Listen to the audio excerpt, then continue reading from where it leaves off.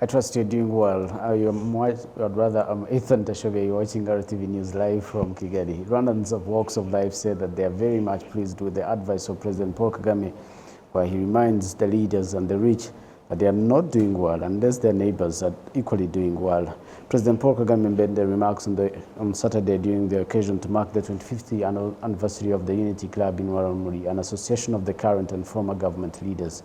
We have this report.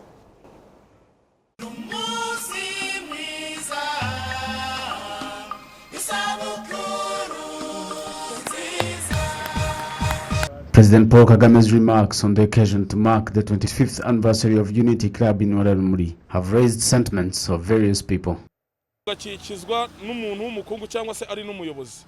Imagine living in a poor neighborhood, but there is this one rich man or a leader who will never be bothered by the leaking roof of their neighbor. I think it's upon the rich and the leaders to know that it is their responsibility to transform their communities and don't feel like they have 100 million Rwandan francs on their account to grow fat on their children, yet their neighbor's child is malnourished. So I feel the challenge the president put across should be a guiding principle. I have no doubt that if we do that, we shall have the Rwanda we want in 2050.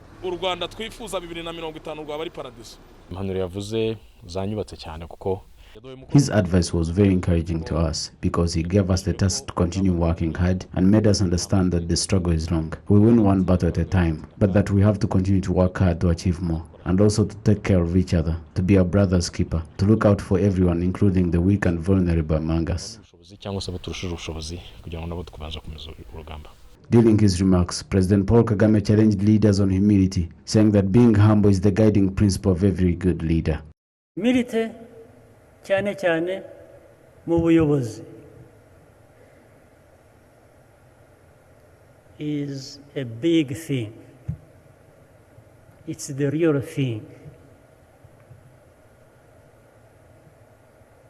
Kwiyoroshya.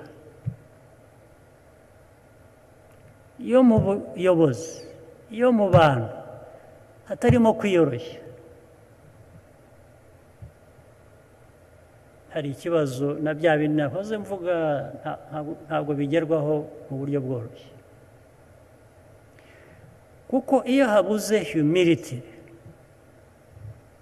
kandi humility ntabwo bivuze ngo sinzi ukuntu abantu babyumva. Humility ntacyo bikwambura, nta na busa, ahubwo byongera imbaraga. Humility kwiyoroshya bitera imbaraga, ntabwo bigutesha agaciro. Ariko iyo hatari humility, icyo bivuze ni iki? Icyo bivuze ni ukuvuga ngo uwo byabuzeho, uwo bitabonekaho, niwe witekereza gusa, ntabwo atekereza abandi. The head of state added that leaders must always look out for the most vulnerable in their communities and to take into account the needs of the people around them. Abakuzengurutse niba bashonje bakabona wowe usohoka wishimye. If those around you are hungry and they are seeing you coming out of your house happy and well fed, to the extent that you have leftovers to throw around, those people will judge you. The consequences may take long, but they will get on you. I hope that as leaders, we always remind ourselves of that life lesson. Some local leaders believe that the president's advice continues to be a challenge to them to put people's interests at the center of decision making and to find a way of everyone's livelihood to prosper. Niboye Sector Executive Secretary Rwandans says that such advice awakens leaders' minds and prevents them from complacency. It is a reminder that we are not where we want to be as a country. It's a challenge, especially for us local government leaders, to constantly look out for our people and the most vulnerable in our communities without leaving anyone behind and ensuring that there is peace and security. Everything we do should revolve around the needs of the citizens we serve. President Paul Kagame noted that the country has achieved a lot in the last 27 years, but there is still a long way to go. We are fighting a war In it, we have fought hundreds, if not thousands, of battles. We have not won the war, we have just won the battles. Winning the war means that at some point you have settled down because you have reached what you had determined as the end goal. Ni ukuvuga ngo ingamba twarwanye nyinshi ndetse nyinshi turazitsinda, ariko intambara yo ntirarangira. Intambara irangira ari uko ugeze ku ntego yo watekerezaga n'ubundi ushaka kugeraho.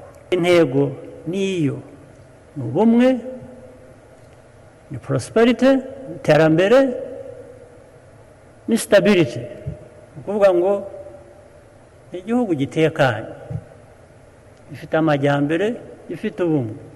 27 years after Rwanda's liberation, the government has identified unity as a fundamental pillar of national transformation, and that unity and security are the cornerstones of sustainable development.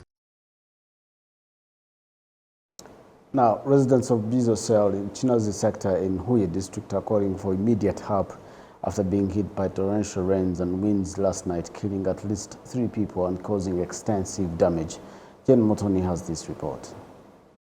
Wudemera village in Ginza Cell were hit by heavy rains and thunderstorms last night. As soon as it stopped raining, some of the locals didn't have a place to stay. We found some of them in the process of repairing their destroyed houses. On one hand, some houses were damaged beyond repair, hence the owners can no longer live in them. Most of our houses were damaged so much that even if our neighbors were to shelter us, still it wouldn't be enough. We are worried. If it rained one more time, we wouldn't even get a shelter. Banana plantation, fruit trees, beans, and more than 12 hectares of land were damaged. Residents say this catastrophe is likely to be followed by famine. Famine is to be expected because all our crops were destroyed. So far, 3 people have lost their lives to this heavy rain. A few others were seriously injured and are being treated at various hospitals. Some of the bereaved are grieving. As we were trying to rescue our father, he had locked himself. We tried knocking the door off and the whole house collapsed. The next thing we knew, he was dead.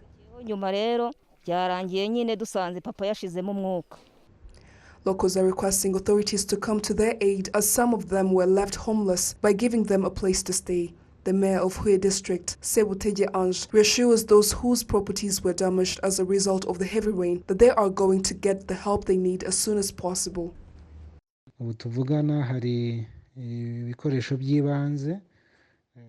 As we speak, some of the equipments are on their way and will arrive in the evening. These include hygiene equipment, tents, and others to be given to each family. We will also register families with damaged homes, which can be repaired, so that we repair them. We shall also try to help other families as much as we can.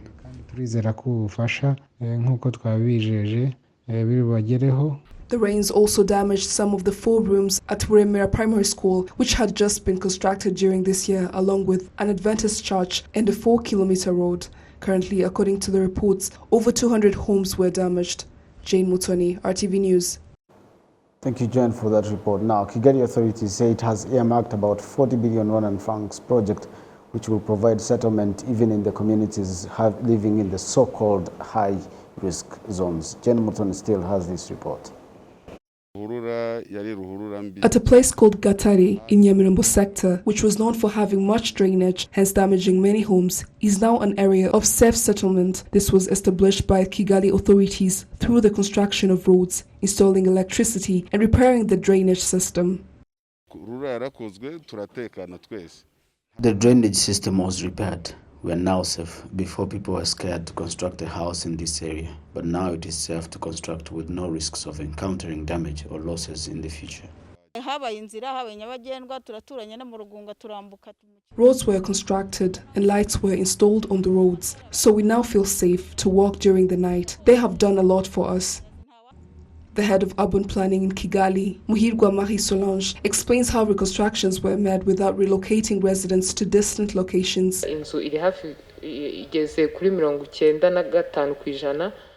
The house is at 95% of completion. 7 people gave us their plots of land, of which we built on a house to accommodate over 27 people who are living in high-risk zones. We shall provide compensation to the 7 people. We shall keep constructing houses to accommodate the rest that are living in high-risk zones as well, in order to properly repair the area.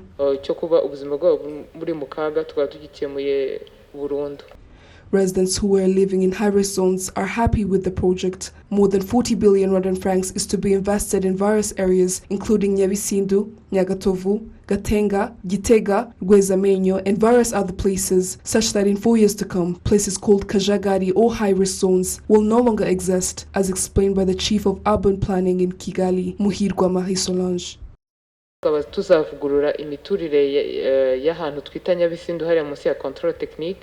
We'll renovate the settlement area near Control Technique by constructing roads, drainage systems, sidewalks, installing street lights and other construction or renovation which can benefit the residents depending on the needs of the locals. By 2024, the country is projected to reach 35% in urban areas from 18.4% in 2017. Jane Mutoni, RTV News. Many thanks, Jen, for that report. Now, this Sunday, the Minister of Local Government, Jean-Marie Vianney Gatabazi, handed over 80 cows to vulnerable families in Bujeshi sector in Rubavu district with children to provide milk and help them supplement their feeding as a measure to fight against malnutrition. Residents of Bujeshi sector also thanked President Paul Kagame for the donation of cows to families whose cattle were killed by criminals recently. The residents also thanked the president and the authorities for the security they are enjoying currently. On behalf of the entire news production team, many thanks for your company tonight. Stay well and safe. I'm Ethan Teshavia. Bye for now.